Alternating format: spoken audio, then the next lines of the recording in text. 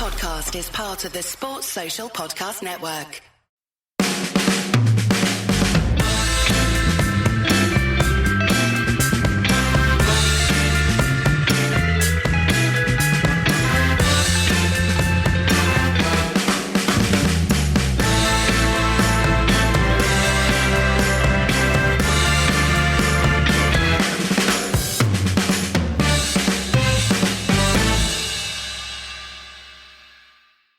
All right, I'm here with Wayne. Happy New Year, Wayne. Happy New Year. How are you? You're looking great. You're looking really good, my friend. Oh, is that right? I'm fine. Yes, all good. Enjoyed my Christmas and New Year break. So it was fine. Quiet family stuff, and then didn't do much over New Year. I guess when you get older, you kind of give up on the doing some mega night out. So it was rather... I stayed out with my 10-year-old. Everyone else went to bed, and I stayed out with my 10-year-old and saw in the new year. Oh, nice. So. Yeah, there's a moment in everybody's life, and considering that we're continuing a conversation about us being approaching lower middle age, and I'm pretty sure we've both reached this moment in life where you equate the value of a journey out into the abyss with the length of recovery time it will take, and decide whether these things are worth it or not. And New Year's is a journey not worth it. And so I commend you on your sensible choice. Yeah. Well, it was, yes, you're absolutely right. As you get older, the recovery time gets longer, and the amount of drinking or self-abuse you can do is much less. It's just your body's way of telling you to know your limits. Yeah. I think. It was a busy time for United, despite the lack of football since when we played Forest, and there hasn't been a game since the Forest game, so no midweek game, and we're not playing till Monday, so it's actually a surprisingly long break for this time of year for the team, but actually surprisingly busy at the club as well, because Jim Ratcliffe and his team obviously announced the partial takeover on Christmas Eve, and then on Boxing Day released a 240-page SEC filing, which we talked about last time, which everyone has pored over in great detail, sexy stuff. And then he was in the club just this last week with his team meeting, for ostensibly meet and greets, because the takeover hasn't been ratified yet, or partial takeover, I should say. Yeah. To meet the interim CEO and the manager, the football director, and so on. So we've got that to talk about. There's some transfers and contract news to discuss, which caused like a minor controversy online. I don't know. Didn't think much of the contract extensions. And then there's the game against Wigan on Monday night in the FA Cup to talk about. Where should we start? Start with the triggering of the online community and the triggering of the extensions. Oh, yeah. That seems like a good place to start. I've missed this, by the way. I haven't missed the news, but I've missed the triggering. I could imagine, considering the identity of the individuals, some people would be riled up. But it seems fairly sensible, right? Yeah, I think so what was it? It was Victor Lindelof given a 1-year extension. Well, they triggered the 1-year option, which the club seems to put into all the deals these years. And Aaron Wan-Bissaka, an extra year. They would have both been out of contract in the summer, so they're both extended to 2025. And the non-triggering of the contract extension for Rafa Varane, which of the three, he's obviously the sort of highest profile, most silverwared. I think I've made that word up. But also has the highest wages. So they didn't trigger that one. Still can do.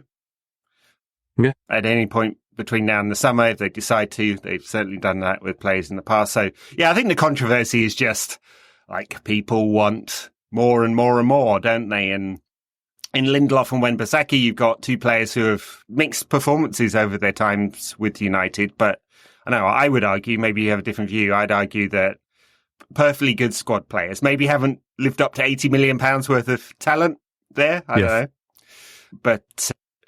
But I'm sure Ten Hag would like them in his squad, and he's used both pretty extensively, probably Lindelof more than Wan-Bissaka this season.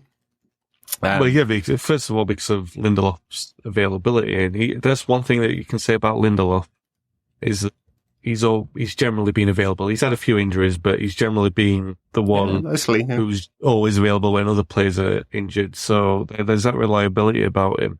I will agree. I do think that's a fair thing to say that, is it 80 million worth? I know you and Paul made the excellent welcome back, Paul, for your fleeting appearance. Always welcome to watch when I'm not participating, but you are welcome to be on when I'm participating as well. I just think there's not enough room, obviously, for three voices in this kind of dynamic. Wow, that sounded so cruel. Well, I did. Yeah. Ed, why don't you clear off and then Paul and I can talk? Hey, you're more than welcome to, yeah. I don't mean, I do mean the nice things. I don't mean the unnecessarily critical things. Anyway, so the point was made really well about the value of United spent is about that value in the players, obviously. And that's a very different conversation. Is there 80 million's worth of value in Wan-Bissaka and Lindelof? I don't think for 30 million, considering the market value of players, I think Lindelof is probably fair to see what we've got from him. We've probably had about that.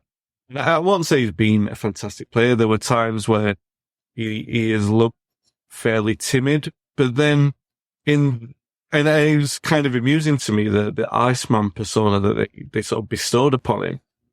But within this dynamic of United's defenders, it probably is the Iceman. I don't know how it happened, but he kind of has grown into that a little. I wouldn't say that he's particularly vintage-like, but I think he's, in terms of resolution, I think he's fairly good like that. Wan-Bissaka is a curious one because if you ask me, does he have the potential to be a £50 million right back? I think absolutely. I still think there's a potential of the best defensive right back in the league in there. And he played his recovery to come back last season after Christmas because he was out, not just out in the cold, he was like Donny van der Beek out. Yeah. So his recovery last season was magnificent. And his performances have generally been that way. He's had a couple of stinkers, don't get me wrong, who hasn't? And he's been very consistent. I think since his return, a lot of us have looked at what he brings to the side and said, this is brilliant what he brings to the side. Since his return, I'm talking since Ten Hag has been manager and he brought it back in, there hasn't been as much discourse about his attacking output and things like that, which I think is nice because there are many things to criticise about many of United's players, so it's nice to just concentrate on positives. Yeah. We've seen that. He's not been in the squad because of Dalot being selected, even when he's been recovering from injury, which is a curious thing, but I think Ten Hag has displayed excessive patience with some players, and this seems to be one of those cases. Yeah. And Wan-Bissaka's perhaps suffered from that. So I think the exercising of the options is very good. Whether or not the value for money is a different thing. Wan-Bissaka's still got potential to do so. I think you're right in terms of them being squad players. Do I see Lindelof in a team that challenges for the league? No. Do I see Wan-Bissaka in a team that challenges for the league? It's a maybe, but you'd have to sort out the rest of the defence. Yeah. There's a potential that he's a really, really good player in Wan-Bissaka. His tackling is some of the best that I've seen at the club.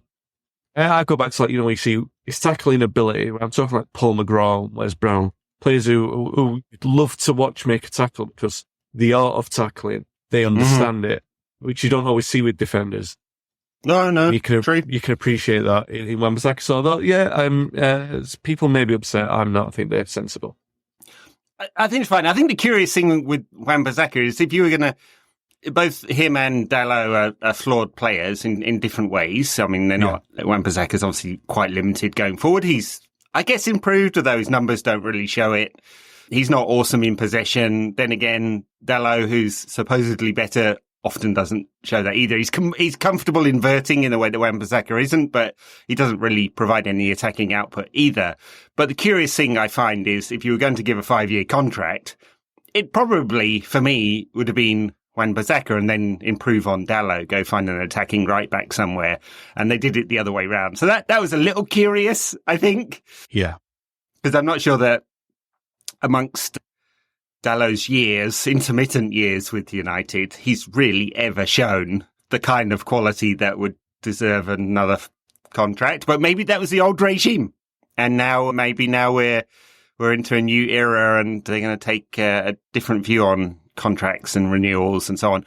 Varane, the other one, I mean, I think the thing is, he's obviously like we just saw with his performance at Liverpool, he's obviously still the best defender that we've got. He can put in that kind of stupendously high quality performance. There are reasons why Ten Hag doesn't quite trust him, and I think it's about retention of possession, although it seems in this particular team, like he's almost punishing Varane for not being the player that he wants in 6 months' time when we've got over all the problems, not now. Yeah. And then there's his fitness record, which is pretty poor, but unsurprising given it wasn't so awesome right at the end of his time at Real Madrid as well. And we talked about it on the pod when he signed. So, and he's on massive wages.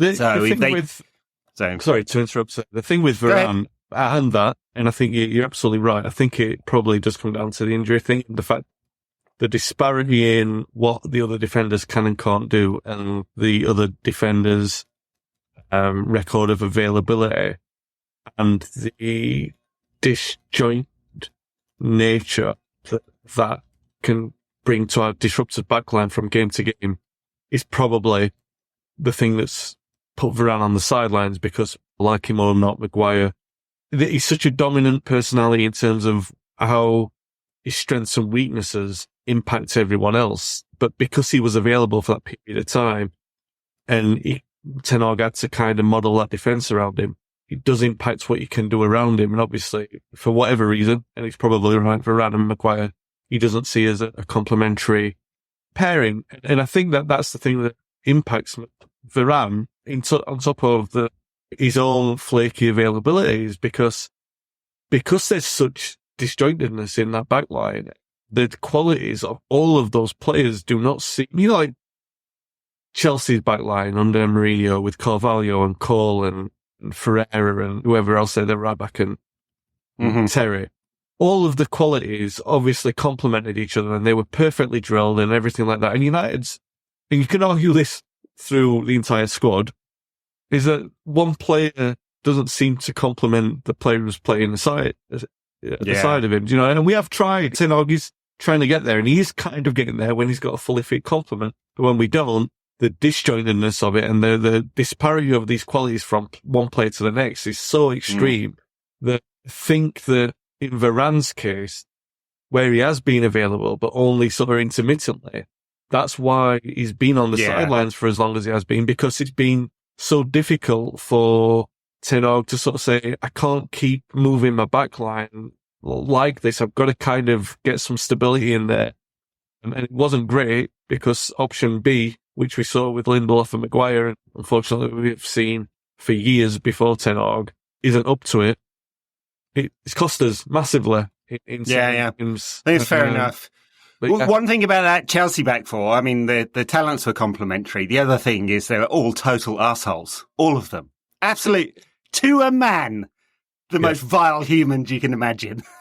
It was, so that was a great talent spot for that. I'll pick those for him. See, I was going to go Arsenal with Winterburn, Bold, Adams and Dixon. But I'm talking to supporters of my age and we're trying to appeal to a younger audience. It's still 2005. Good grief. 2005. That's 10 years ago. Don't correct me, anyone. Let's make some comparisons with Martin Buchan and I'd go there. But you would alienate anyone under 45, I think, at that point. So, all right. Well, I guess that's contracts. We're going to hear lots more about that, I imagine. Once Dave Brailsford, Jean-Claude, I was going to call it Jean-Claude Van Damme, Jean-Claude Blanc. that would be a story. Jean-Claude Van Damme is taking over as Manchester United CEO. Jean-Claude Laurent Blanc. He could have gone that way as well. Well, could have gone that way as well. So Blanc, Brailsford, and Ratcliffe were all at United this week. Yep. Meet and greets, meeting the staff, which I have to say, like, two things they've done without actually even having ratified their ownership yet, the new group. One, they've come and meet the staff. That's a pretty rare event over the last 20 years or so. And in a quite public way. And they've injected some new capital. Well, there'll be $200 million worth of capital immediately and another 100 before some point this year, 2024. Could be at any point, but certainly before the 31st of December. So positives already. There's been quite a lot of commentary around the meetings. So Ten Hag talked about it. He said, we talked for hours and hours and we were aligned on a lot of issues. It did get me thinking, and maybe this is the way my brain works, what are they not aligned on? I really wanted to be a fly on that wall. So most of the issues, wasn't it? Most of the issues, yeah. I was like, oh, please tell me, what is it you disagreed about? I want to know. Because that would have been juicy. But a lot of reporting, so I don't know, if it sounded like some commentary, back-channel commentary going into some reporters. Mark Critchley did a deep piece on The Athletic about this. But as you can imagine, they are looking at, and apparently this is the case, they are looking at the structure of the football side of the club first, and then they'll worry about the manager later. And for me, that's exactly what they should do. Let's get the systems in place that are right, and then we'll worry about whether Ten Hag's the right man or not later in the summer or something like that. There's plenty of time to think about that. Yeah. So, I don't know what your thoughts were on the week, but I don't know. It gave me positive vibes already. No, and also the only flippant comment we made on the last pod was the communication with Most as well, which was previous to this week. So there are three things that they've done before actually being ratified as part of Manchester United officially. So, it's got to be positive. Everything seems like it's positive in terms of that. You're right, the communication is vital. It's very good. These things, the normals take for granted that there should be communication and things like that. So to have, and it seems like, I'm not doing the begging ball, poor biggest club in the world, Manchester United, but we're not used to these things. So to see it happen, and also the fact that they were there, because these things can be done anywhere in the world these days. These things can be done anywhere.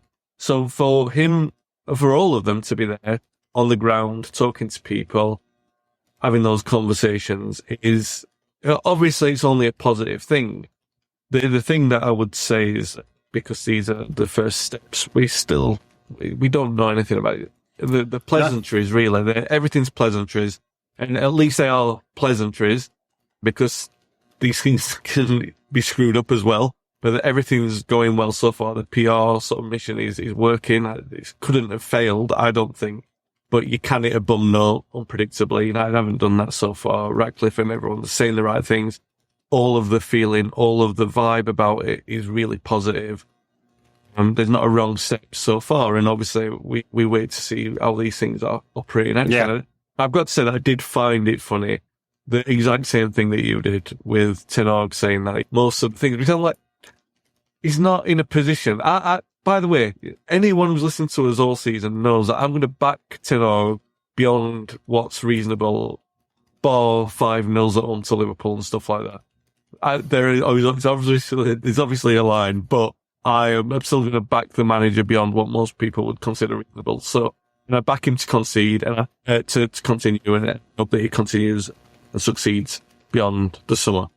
But I do find it funny that he said that. It's kind of like he's the one holding all the cards, and it's kind of, no, we've lost 14 games before the turn of the year. That's going to be one of the key things that we don't agree about. And unfortunately, that's one of the things that you've delivered. And that's going to have to be rectified in the short term. And there are some question marks over the things that you've been doing lately, Paul. And they're fair to be asked, so don't come here. It sounded like he was the one calling the shots to them. Which I will say, this one thing about all of this structure, sorry for going on, but the thing that I want to see from this, and I do want to see it from the manager, but it's difficult when you get into the nitpicking of the individual results, because all of the individual decisions become fairly scrutinized, like substitutions and things like that. You didn't see that a lot on, and I'm not just using this because it was successful and it's the obvious frame of reference. Under Ferguson, you wouldn't see scrutinization of substitutions or team selections because there was a bigger picture at play. And yes, all right, you didn't, because you wouldn't question him because of success. But what I mean is, in a successful structure, you don't normally see that kind of micro scrutinization of individual decisions. Like, you have a manager who operates with broad strokes. They make major decisions. And unfortunately for Ten Hag, this isn't his own making. All of it is that he's had a lot of those broad stroke decisions, like Sancho, like Greenwood, like Ronaldo, the massive operational decisions that can, if handled wrongly, incorrectly, or handled well, they have a massive positional shift over the mood of the entire club and the way they move. Yeah. And a lot of those decisions, he's got right. But the smaller stuff, in terms of the injuries and everything like that, well, obviously that might not be his fault. But then all of the decisions that are made when form is going bad, when all of the micro-analysis has come about with the substitutes and the team selections, a lot of those missteps of late. And I hope that this is something that can be rectified by the end of the season, and maybe it can, maybe it can't. But this is mostly on the manager and his ability to pull himself out of this all, is that by the end of the season, we're talking about United in those kind of broad strokes again, because he can do that. We weren't talking about the end of last season either, because he was getting even though the form was bad and it had dropped off, we'd still got to where we needed to be. In some elements, we'd probably overachieved as well. And he had that credit in the bank, and he doesn't have that now. And now, so it is kind of, that's the thing that I want to see in these next few weeks. And that's when you see a club that's well managed from top to bottom. And you can take, I mean, now, I think, and you're in a position to comment on this, I think things like the debt, things that really saddled the club down before, are almost inconsequential issues is the word that I'm looking for, in terms of how we'll be operating in that sort of like 18 to 24 month period. So it does become about the decisions that Ratcliffe and Brailsford make in terms of the personnel that they employ and the direction that we'll begin to see what they see from the football side, because that will only really become apparent over 18 months.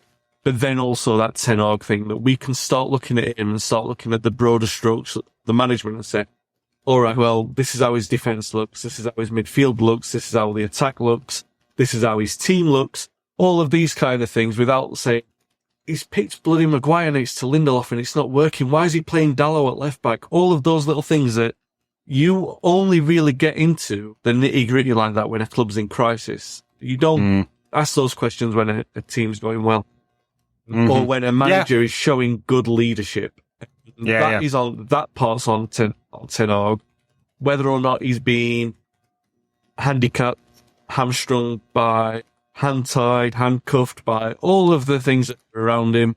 I've been trying to find the right, handcuffed is probably the right term, for everything that's around him in terms of what he's been able to do. All of the questions that have been asked are fair. I've given him plenty of excuses, but he's in this period of time where he's got leeway above him in terms of they're going to let him manage for this next 6 months or so. The players are coming back. We should see some form of identity, discounting the thought of another crisis, which could happen, you never know. Assuming it doesn't, we should see something that looks like a proper team. So then you should see strong leadership. It doesn't matter then if you talk about, and I know, sorry, I'm going on a bit. It doesn't matter if you talk about FA Cups and Champions League qualification, because you're talking about direction. And that's the most important thing that's going to matter to Manchester. From my point of view, as a supporter, that's the thing that matters most to Manchester United. At least I think this clarity over the last 2 weeks provides us, as supporters, some clear ground to now evaluate what the manager can do for the next 5 months. He'll be judged fairly on what's going to be on that. I think that's all fair. And a few points in there. So we're not going to see a lot of movement right now in terms of new sporting director, money in the winter window or anything like that. I don't think that's likely to happen. We'll see that over the next few weeks and so on. These things always take time. If they do bring in some of the names that have been mentioned in the press, There are gardening leave windows and all of that in contracts and so on. So it's going to take a little while for the big structural things to come out. And I'm sure that Ratcliffe will take the big picture here and think about like getting that bit right first. And I think that was some of the commentary in the press that his people were letting it be known that he wants to get that bit right. What is going to deliver for Manchester United in the long term? What is going to deliver success?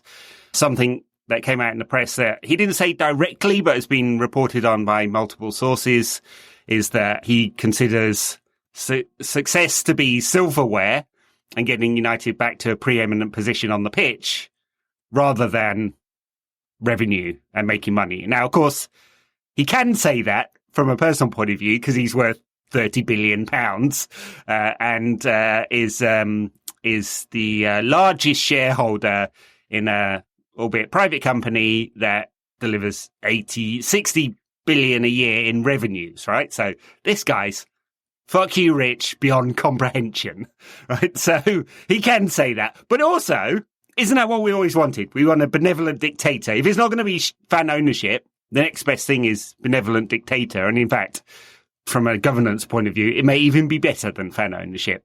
And he is coming across in the very early portion of his ownership as a fan that wants the best for the club. And that gives me all the good vibes.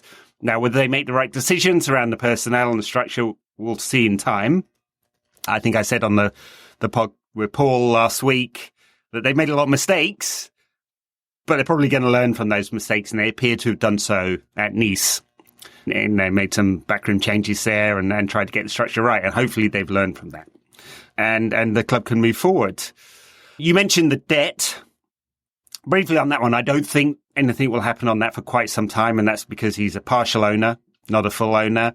And so I would not expect to see any movement on debt before we got a 3-year window. I think it'll happen sooner, but a 3-year window in which either 100% sale will happen to a third party, as yet unknown, or to Ratcliffe and Ineos. And then we can see whether that debt is cleared or not. I don't think it matters so much. Obviously, it's £20 million worth of interest a year, which could be put to something else. We already know those dividends aren't going to be taken for the next 3 years. That's £22 million a season that is now going back into the club, not out of it, which is a good thing. And for me, it all feels like a positive start. We'll see what decisions are made, but clearly there's some different thinking here. I did think just to close out this bit, it was kind of amusing that there were no direct quotes, right? But from any of the parties, except for Ten Hag on this. There's some back-channel reporting. And part of this is because there's a quite broadly written non-disparagement clause in the sales contract, which is very, very common. Nothing special here.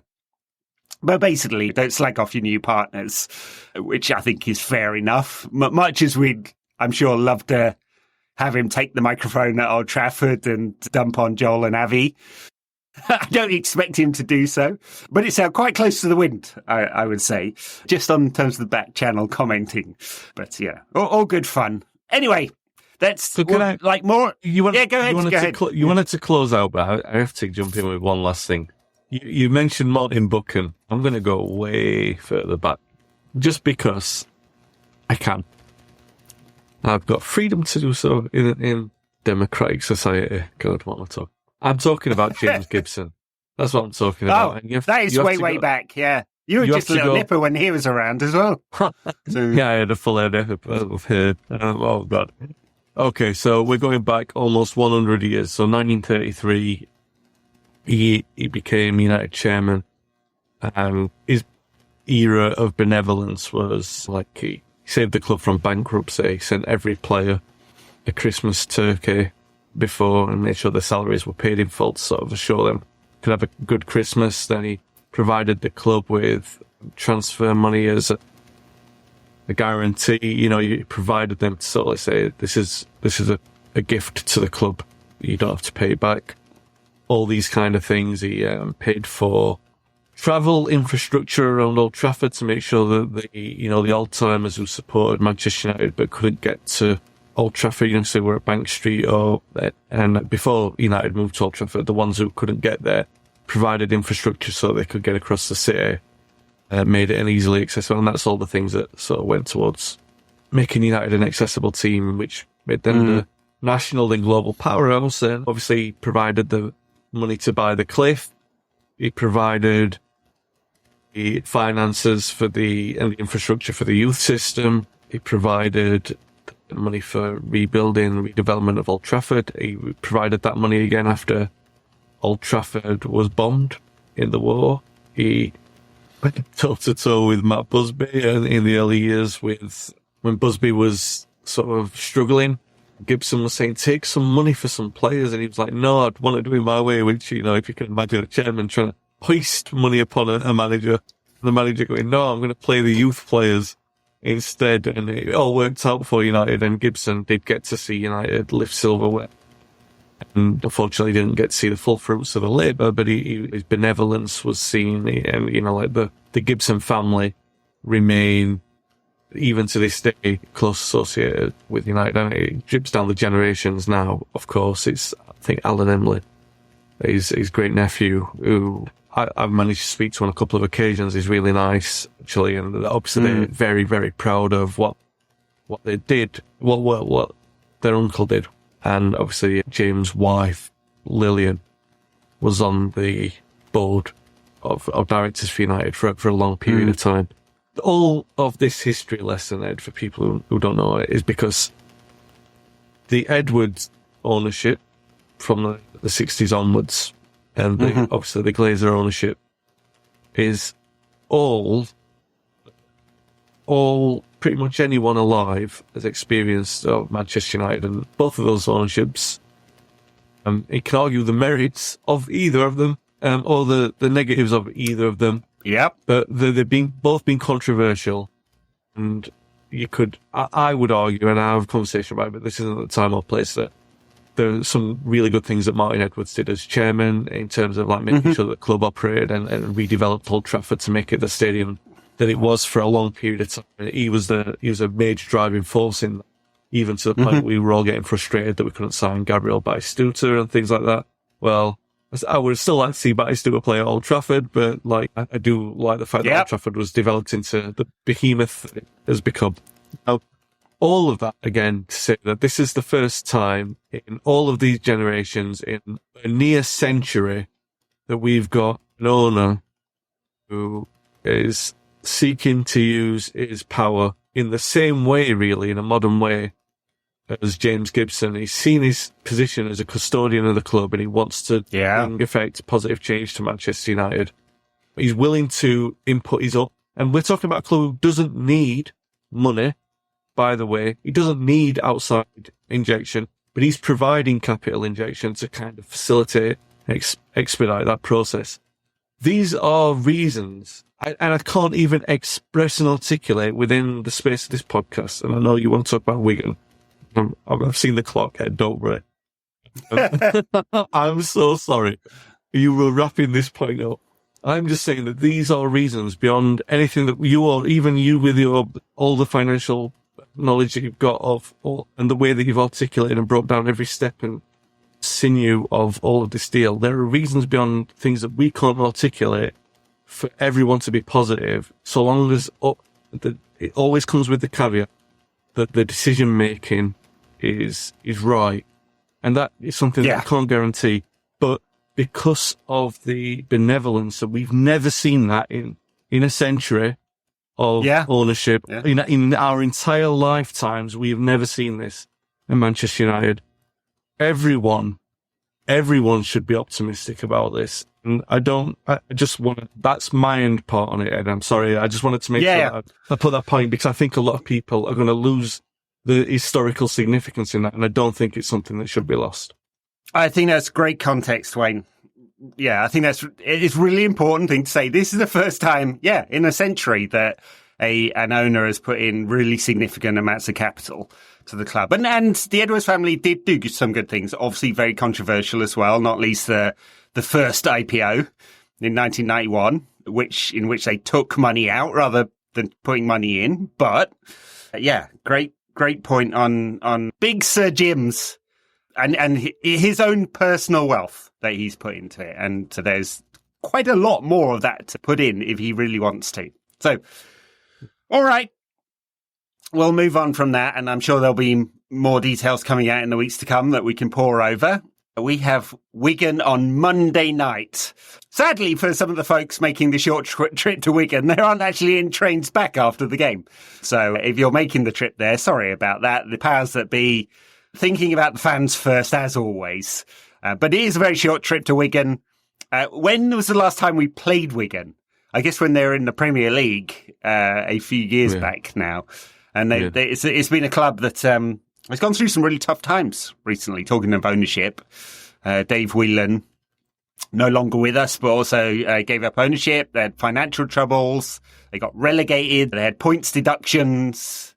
So they seem to be, they've got new owners now, so they seem to be safe and okay. And, that's what we want with our community clubs, so them to be alive, right?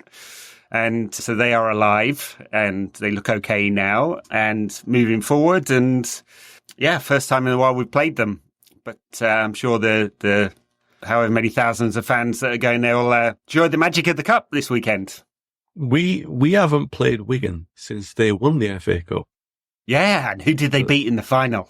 I know this, not only because of the identity of the opponents. It was on my birthday. I'd gone out, I forget where we went, but we came back. Because I didn't really have any interest in watching City win the FA Cup. But we came back like literally the last 2 minutes and we switched it on and then saw the glorious Ben Watson score against Manchester City.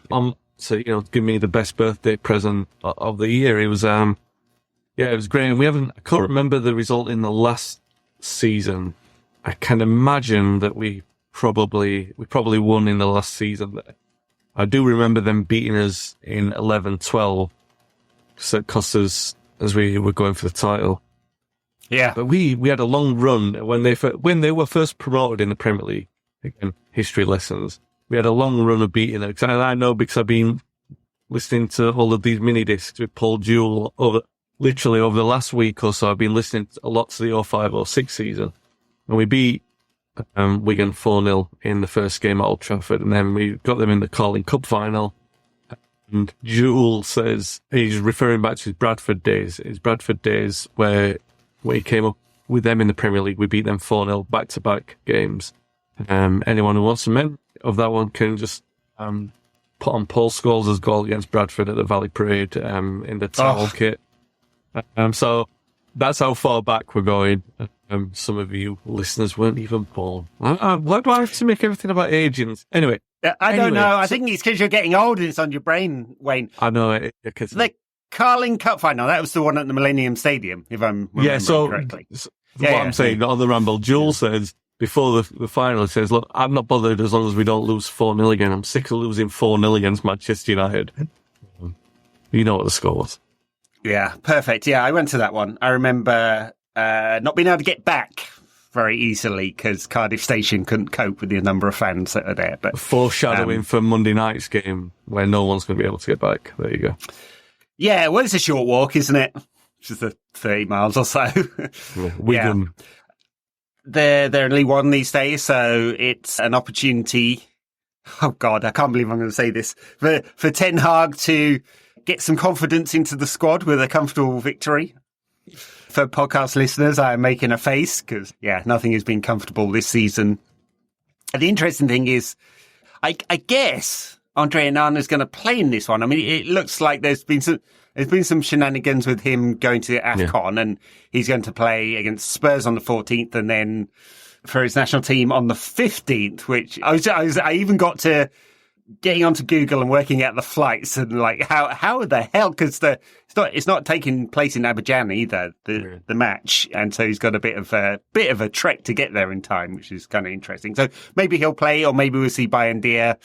I'm not sure. It's kind of interesting. We took a national team player in Bayendier, Fenerbahce's first team keeper, and he's not had a sniff at all this season. So I don't think any of us knows whether he's any good or not. So maybe he'll play. It'd be nice to see him, I guess. Yeah. And apart from that, there's not a lot of leeway in the squad quite a lot of the younger players were training with the first team this week, so I guess they'll fill out some of the substitutes bench with some younger players. But there's not a lot of leeway, given the extensive injuries the United have got, to make a lot of changes here. So it's going to be a pretty strong side either way. No, my thought, he's not going to change the squad a lot. I think they can't really afford to take many chances. And again, you said like Butchwood and everything like that. Can't really afford to take too many chances with this one. I'm not saying that I think he's got to win the FA Cup, but he can't afford an embarrassment, really, and so he can't take a chance. And the thing is, like you just alluded to there, like, with Bayern D not playing, Ten Hag generally, where he can, plays his strongest side, and we did that to detriment probably last season, but he did it to prove a point, because I'm sure we can, it doesn't take too much stretching of the memory cells to remember all of the disjointed, inconsistent 11s that we were playing, and then he ran 11 to death, which, great, because we wanted to see that kind of consistency in selection. He's trying to do that again. It's been difficult for him to do that again, so we are going to see that. But we are in territory, because Wigan will fancy themselves like they've seen what happened with Forest, and they know that it's a matter of attitude, very much so with this Manchester United side. So it's not something that you can take for granted. You're looking at Manchester United side, and really what you're saying is there are Mark Robbins in there, and we're saying that for every game. Because that's the severity of the situation. And I'm not saying you could get sacked after every result. I'm talking about players who can turn the fortunes of this club around. But we are there, and these players need to stand up. God, all the chat about Ten Hag making it to the summer and taking the big picture into account. The things that would change that dynamic are if United lost a whole bunch of games in a row again, and we don't actually have a lot of games in January to lose. We're not playing very many. But I guess if we lost this one and then to Spurs, people will be asking questions again. Yeah. I don't expect to lose to Wigan. This is a club trying to rebuild. There's obviously, 50 places between the sides or something like that. So, yeah, you wouldn't expect it. Hey, but we're of an age to come back to that theme. We're of an age when the magic of the cup and giant killing was some of my earliest football memories. Not with, well, actually, I was going to say not with United, but there were a few. Bournemouth, wasn't it? In the mid-'80s, I remember that one. But I don't expect Wigan to actually give United some trouble here, but you never know. And that is without having seen Wigan play at all this season. So maybe they're much better than I think. So, or would assume. I'm assuming. Much more confident than I am, which is telling you something. Yeah. All right, I think that's it. I'll let you go, Wayne, to your Friday evening. Hit the town. I'm getting back in my DeLorean and going back to meet James Gibson to talk about Martin Buchan, because that's me hitting the history books for another night. You know what it's like with me. Boring. Don't use that as the title of the podcast. No, I won't, but it may be on the terraces on Monday night. No. Thanks for listening, everyone. We'll catch you again soon.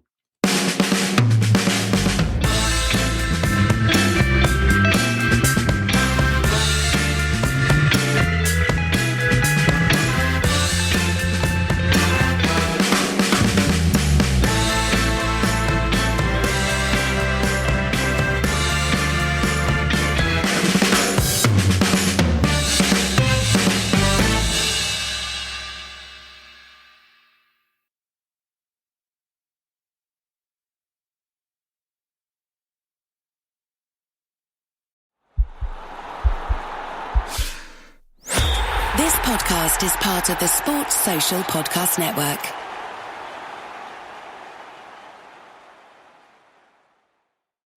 When it's time to scale your business, it's time for Shopify. Get everything you need to grow the way you want. Like, all the way. Stack more sales with the best converting checkout on the planet. Track your cha-chings from every channel, right in one spot. And turn real-time reporting into big-time opportunities. Take your business to a whole new level. Switch to Shopify. Start your free trial today